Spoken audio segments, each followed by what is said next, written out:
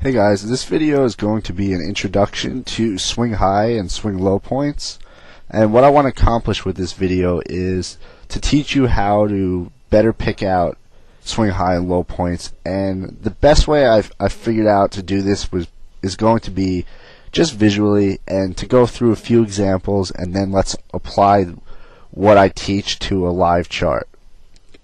So I'm going to go ahead here and draw two figures. And these figures are going to represent price right now. So one is going to be a squiggly line and one is going to look like a bunch of triangles. But I have a purpose for this.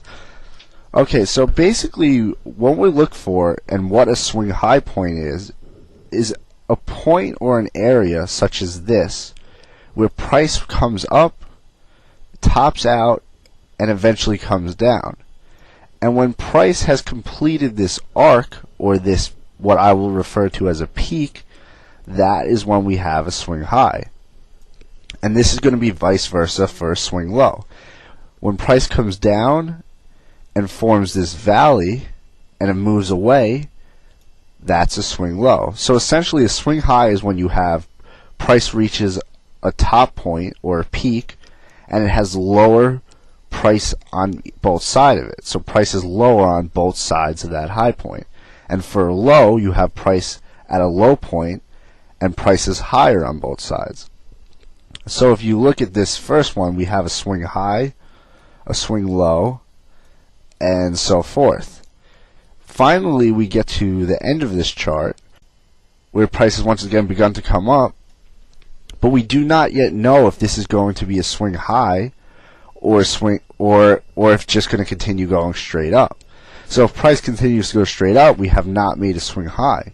But if price comes up and begins to turn over and form our peak, we begin to get the formation of a swing high. In the second picture I have here, which it looks like a bunch of triangles, again we have the same thing, but this time price reaches a point, or like the top of a mountain. So if price comes up and reaches that extreme point and comes down, once again we have that swing high. And vice versa for our swing lows. So we have our swing high, a swing low, swing high, and so forth. And like the first picture, again we don't know if this is going to be a swing low over here at the end because price has not turned up. If price turns up like this, that would complete it and would make this a swing low.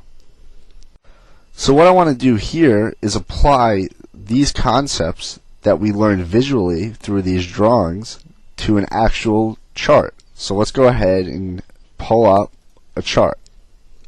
And what I have here on the screen is the Euro USD daily chart.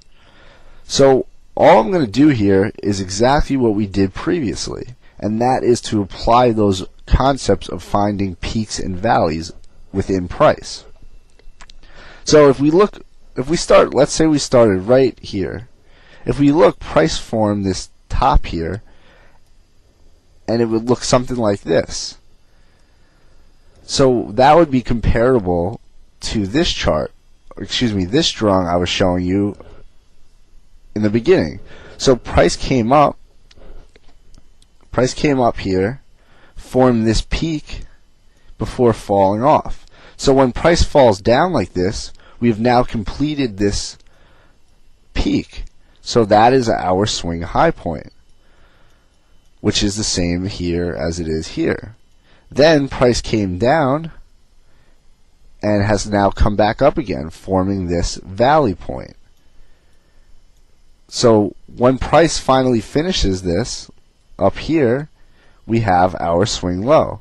So on this chart now, we have our swing high and our swing low, which looks something like this. But now we don't know if we're going to form another swing high until price either completes that like this, and that would be a swing high, or keeps going. So let's just go through this chart, and I'm just going to go ahead and draw what we have here. And it will look something like this. Now there's a lot to talk about on this chart though. First, we have this swing low point, which is formed by price being higher on both sides. So that's pretty straightforward here. That would be a swing low point. Then price does something a little bit different here. It comes up, it actually comes down momentarily and comes up again before coming down. So if we zoomed into this area here, we would have a swing high, a swing low, and a swing high. But what I want to clarify is this swing low here is what I would call a minor swing low, because it has much less significance because price came right back up. So instead of calling this a swing high, a swing low, a swing high, we can simply look at this whole area as one swing point or one swing high. And that was what I was trying to show in the first picture I drew.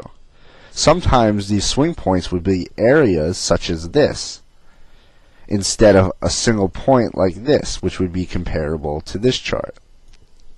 So that is something that happens where we'll have these minor swing points within these major swing points.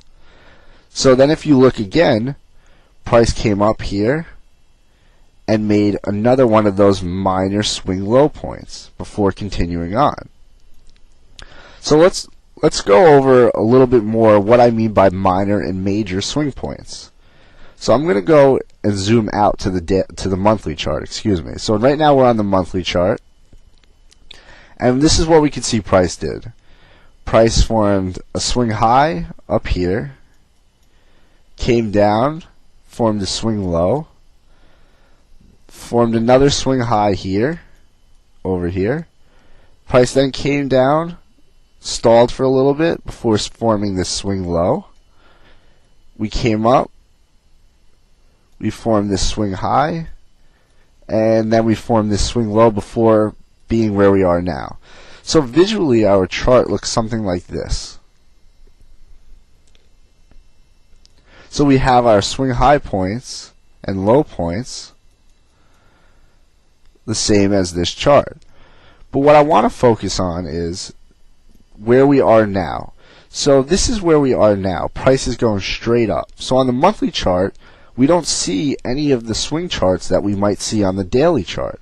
So if we go back now to the daily chart, price on the monthly might look like this, straight up, but on the daily chart we will see these swings. So my point being that on one time frame your swing points might look one way, but when you drop down you have swing points within those swing points. So you have these major swing points that I showed on the monthly, and then you have what would be minor swing points on the daily. So it's all going to be relative to what time frame you're on. So if you're on the monthly time frame, these swing points on the daily time frame have much less significance to you.